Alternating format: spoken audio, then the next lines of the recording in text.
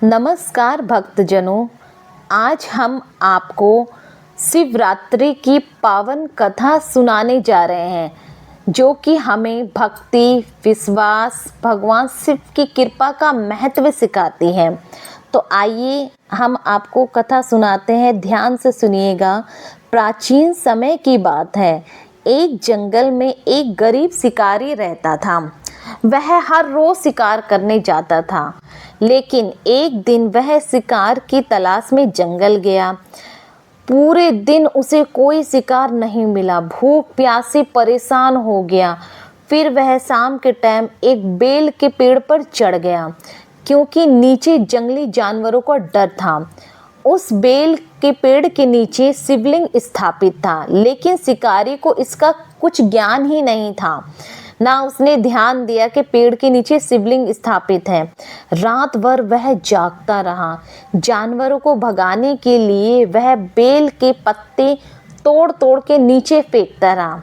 अनजाने में ही सही, बेल पत्र शिवलिंग पर गिरते रहे और उसकी आंखों से भी आंसू टपकते रहे डर के मारे। वह रात्रि फल्गुन मास की कृष्ण पक्ष की चतुर्दशी यानी कि महाशिवरात्रि की पावन रात्रि थी। पूरी रात अनजाने में ही शिकारी से पूरी रात जागरण, उपवास, बेलपत्र अर्पण होने के कारण भगवान शिव अत्यंत प्रसन्न हुए।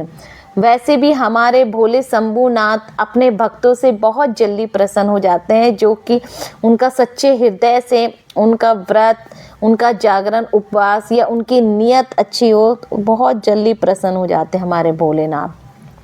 तो अगले दिन जब सुबह हुई, तब भगवान शिव शिकारी के सामने प्रकट हुए और बोले, हे वस्त, तुमने अनजाने में ही सही महाशिवरात्रि का व्रत, जागरण और पूजा भी कर ली।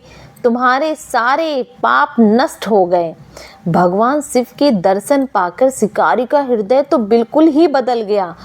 उसने शिकार करना छोड़ दिया, शिव भक्ति में लीन हो गया और मृत्यु के बाद शिवलोक की प्राप्ति भी हो गई।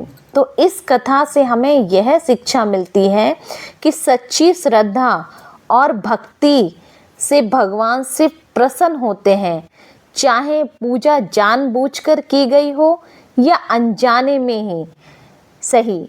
इसलिए महाशिवरात्रि की रात को जागरण, व्रत और शिव भक्ति का विशेष महत्व है। तो आइए हम सब भी इस पावन दिन शिवलिंग पर जल, दूध, बेलपत्र अर्पित करें और भगवान शिव से अपने जीवन के सारे कष्ट दूर करने की प्रार्थना करें। ओम नमः शिवाय। आप सभी को महाशिवरात्रि की मेरी तरफ से हार्दिक शुभकामनाएं भक्तों।